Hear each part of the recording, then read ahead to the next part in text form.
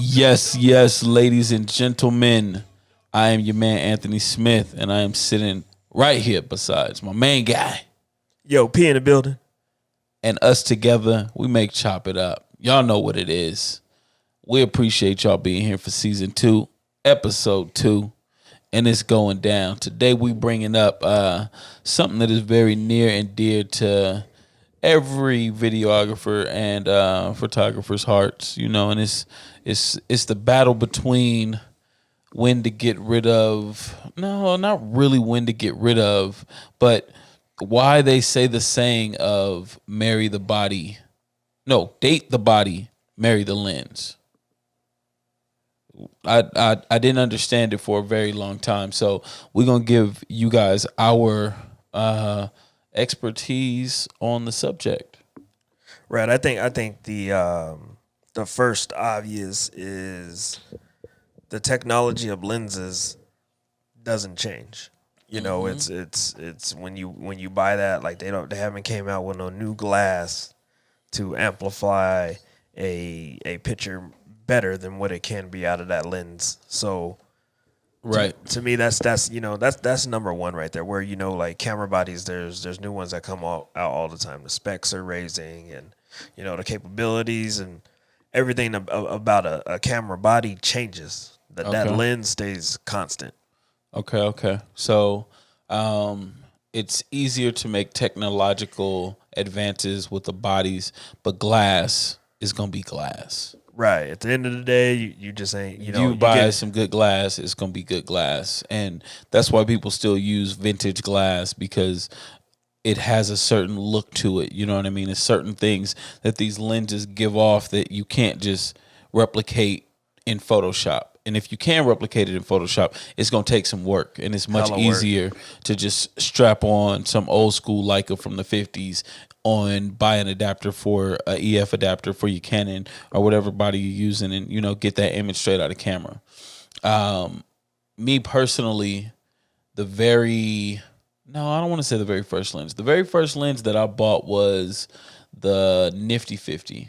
I think that should be like everybody's first lens that you buy. Yeah, that's like a no-brainer. A Canon EF 1.8 50 millimeter, and that damn thing go for $100 brand new. $100, man. It's gonna be, and every single time I talk to a new photographer, I tell them this is literally going to be the best $100 that you spend in photography. Period. I wore the way that P's 18 to 35 Sigma is worn out. That 55 was ran through it, and they're made cheap. You know what I mean? It's made cheap with good glass. So That's probably one of the only, I don't want to say the only Canon lenses, but that's 90% plastic. Besides the glasses on there, it's maybe like a couple little rubber components, but the majority of that lens is plastic. Right. But it is beast mode. I think obviously that was my first lens, and then my second lens that I bought was a macro lens from Canon. This is a sleeper. It's a 65. It's a 60 millimeter, and it's that thing was crazy. At the time, I was still figuring out if I wanted to do video or if I wanted to do photography, or I was just trying to just figure out a camera in general. Yeah. So at the time I was always around nature, so I started taking photography with that thing, with the macro lens. Man, you can punch in and get sharper images, and and macro lenses are amazing. If you guys ever play with a macro lens, it's invest. Right. And that was like I marry all my lenses. Like if I do my research on them, and I don't make a lot of purchases when it comes to lenses, just because. I don't know. For me, when I marry that lens, like I marry it all the way. Like I'm not using. You don't have 3-4 different wives. I'm not right. I'm not. I'm not in a position to be that lucky. But I wear it out. The reason why I do that is I want to know what it looks best with. Mm-hmm. You won't know if you need to marry it until you wear it, until you use it. Until you use it. Until it goes to war with you. Right. You know what I mean? Until you know when you pull it out the bag, like what you're about to get image wise, photo or video. And I these lenses, your bodies go to war with you too, but your bodies they're meant to be recycled. Yep. 100%. Technology, Yep. you know what I mean? Like no matter what, like our MacBooks, you are only gonna get a good 2 years, 3 years max out of you could buy a brand new 2020 16-inch maxed out MacBook. And in 2023, you're gonna guarantee be getting a new MacBook. And it's not because that MacBook isn't capable. It's just that technologically speaking, where you're trying to go in your advancements in your photography and videography, you got to pretty much keep up. And in order to keep up, you're going to have to keep on upgrading your equipment. You know what I mean? And luckily, the lenses are one of those things that you don't have to continuously upgrade. So, with that being said, my Nifty 50, I would still have it to this day, but I went to go sell an older body. And of course, they wanted to see that the camera worked, blah, blah, blah. And I normally always take the end caps to close off the camera, and I would have gave them the end cap. But for some odd reason, I forgot it. Oh, So he was This looking guy. at me at Starbucks like, bruh, you gonna sell me this camera and just leave he the was sensor happy. exposed? He was like, I came up. You just I gonna came all the way up. you just gonna leave the sensor exposed? And I was like, but that's my 50.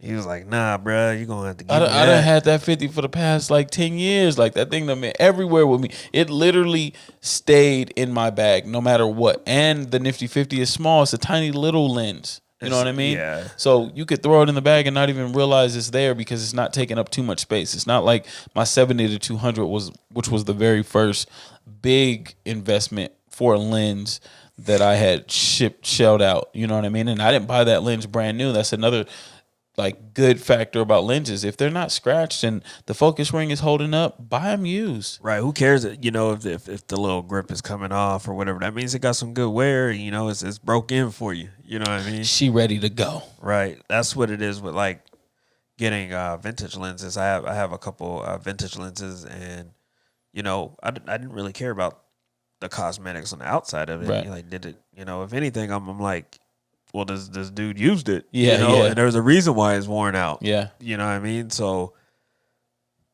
you don't be scared to buy stuff used. Obviously, there's a checklist out there that you need to, you know, look at, make sure that it's going to be worth buying, but don't knock it, man. Like if you don't have it, don't be scared to, you know, go look at your local pawn shops. You don't know, man. You never know where you're gonna find that good vintage glass. eBay all day. eBay there. Even on Amazon, you can find them. You can find them, and it's a lot of times that you find these things in garage sales and just the oddest places that you wouldn't even expect to come across some photography stuff. Like I got my my Helios damn near mint. And that thing's from like, you know, it was all the way over from the Soviet Union. Yeah. And I paid $30 for that thing. Dang. And, you know, they were back then, and to just give a little history on that lens, like they were trying to compete with Zeiss, so they made something that was comparable. Right. And it the Helios has a crazy vignette that you get, or a bouquet. I'm sorry, to get a bouquet. It's a circular bouquet. It's insane, and there's not no other Can't lenses. replicate it. You can't replicate. I mean, even if you tried to do that in Photoshop, like Ant was saying earlier, like it's gonna take forever. Yeah. Because you're gonna have to adjust the hole, and then you got to make sure that it ain't distorted, and it's crazy the things that lens does, and I love using it, man. True. Man, the other thing with this marrying the lenses and you know, dumping them bodies, Sigma. If you guys are out there looking to buy some premier, top of the line glass, Sigma, and this is, I want to go back like 3, maybe 4 years when I bought my very first Sigma, and it was it was an 85, but it was a DNG. I don't know what the DNG stands for, but it does not stand for art. Now, when you buy a Sigma lens, you got to make sure it has that art tag. Yeah, that's like the cream of the crop right there. So their art lenses are comparable to the Canon L glass. I don't even know what Nikon calls their glass, but Nikon's glass. I don't So see nobody buying no Nikon glass anyway. So ain't nobody getting no damn Nikon. If you got a Nikon out there, you need to go ahead and chop. You know, you need to go ahead and dump the body and the lens. if you're doing work with your Nikon, I applaud you. But, bruh, come Hey. on now, get rid of that thing. Nikon's held on for a very long time, but Sony's swooped all up in their whole little space, and they try to destructively get in Canon's area too. And Canon was like, nah, bruh. We're going to get everybody hyped up about this R5 off of some specs on some paper and not even show it to y'all. It's coming. It's coming, though. But marry the lenses, you guys. Just cannot say that enough. You guys, it's one of those things like I don't even okay, I have sold a couple lenses. I'm not gonna lie. I have sold a couple lenses, but they're always lenses that I didn't particularly purchase. Like the lens that I just recently sold was a 24 to 105, which was a kit lens for a Canon 5D Mark III.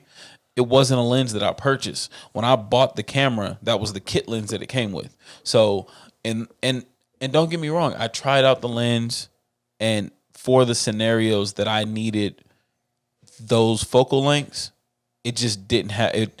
I needed a 2.8. So I would always find myself grabbing my 24 to 70 or my 70 to 200, and it was just always sitting there. And it was a brand new lens, you know what I mean? So I just packaged it up just to, kind of make that body look a little bit fatter than what it actually was, Uh-oh. Sometimes you can do that. You can grab an older body, and you might have a lens that's sitting around that you just don't use, and you can marry it up with that to make that deal look a little bit more intriguing to somebody who's looking to purchase a camera. Now, I'll tell you a thing with buying your lenses. You have to be careful because you might end up marrying something that you don't want to. That's one of the cases that I have right now. I have a Olympus. Mm-hmm. It's She looked good, and then you got her pregnant. Right. It's a 7 to That was 12, and I spent I want to say Ooh. like 11 on it, Ooh. and I've used it twice or like 3 or 4 times. I don't. It's not enough to remember how many times that I've used it. Hey, that's that rich chicken stuff. You No. know what I mean? No. Every time you pull out a lint, that's $550. That's $550 every time you pulled him out, P. No, that's just not being that. It just wasn't a smart purchase. I wanted to get something that was native to the GH. Yes. And you get caught up in that. And Right. that's something else. And I don't know if that kind of goes into this subject, and not to cut P off, but we've more recently, like me and P started off Canon guys, right? And then everybody's like jumping on this Sony boat and the GH, you know what I mean? And it's just like you don't really know where to go with these lenses now, because you kind of feel like you need to native is going to be better, right? You always feel like if it's made for this camera, it has to be better than something that's adapted through an adapter to this camera. And that's what I was kind of looking at, and I expected that, but then I'm like, damn, man, I don't even use autofocus. Yeah. So why do I need it? Yeah. Like, why was I worried about getting something native if I wasn't even gonna use The feature. I wasn't gonna use it. Like, it has a couple of different like special features on that you use in auto mode in your autofocus, and I don't even use autofocus. Mm-hmm. So I'm like, that was just a stupid buy, and it's gonna happen, and I just haven't put my pride to the side to take the L that I'm going to for selling it. Ooh. But It's another time when you got to let it go. I'm not doing that. Let it go. It's gonna stay in the bag for a little bit, just in case. Yeah, and there's those specialty lenses. Like every wedding photographer has that 100 millimeter macro that they just use strictly for ring shots or detail shots. You know what I mean? Like of a whole 1,500 shot day, 2,000 shot day, they use this lens for 4 or 5 shots. But those 4 or 5 shots, they matter. Yep, they matter, and that's one reason why I can't get rid of that lens, just because of how much real estate it covers. It makes a little room. It looks humongous. Oh my goodness, it's crazy, and without distortion though. Right, it doesn't have that fisheye. So I just hold on to it because I'm like, man, until I actually get rid of my GH, that I'm married to that lens. Got Because you. like I just am. I just am. I want to say every single body that I've owned so far, I've owned at least one native lens, and I've regretted it every single time. Don't get me wrong. Like I bought for the GH, I had a Olympus.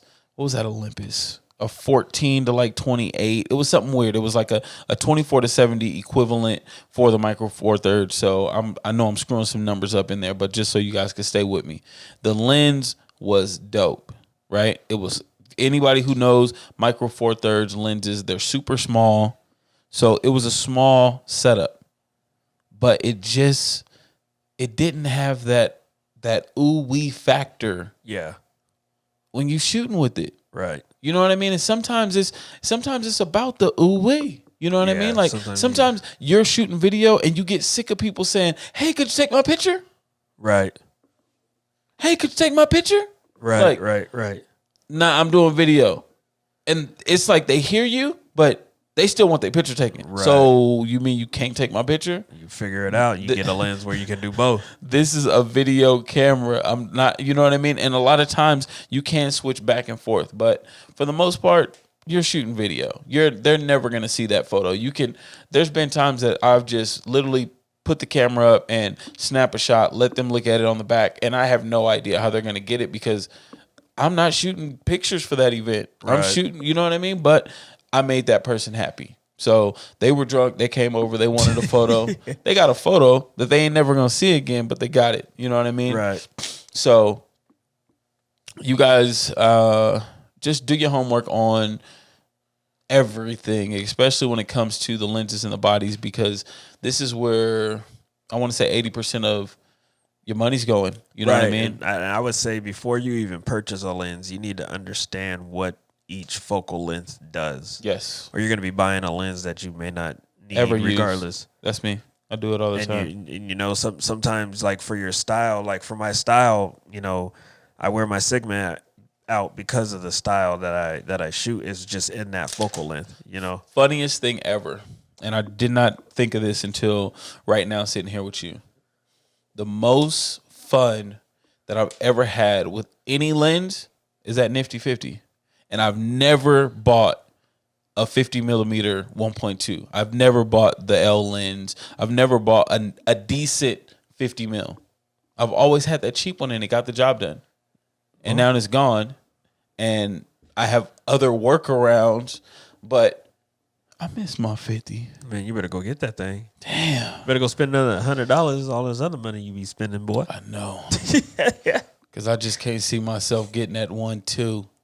I don't know. Y'all say that next episode he gonna have it. Watch. Easy. It's probably already in the cart.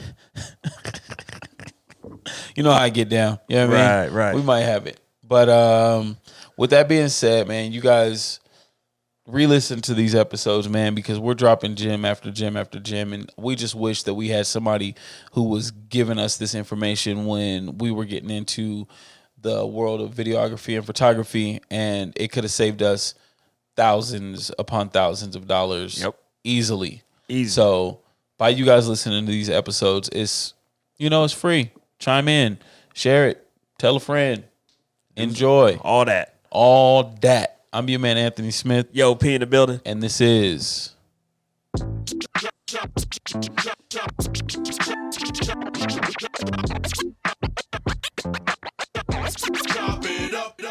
I think I'm gonna order that. I know you are. Oh my goodness. Marry that thing. Marry that thizzle. Hey, you know what I really want to see, P? I want to see some cinema glass on that body. Oh yeah. That's what I really want to. A world of a difference. I think I might rent. One day we should just. I think we're going to have to do that. Light some shit up. Yeah. Yeah. Because I told you they have that They have a Sigma kit. No, no, no. The Rokinon kit.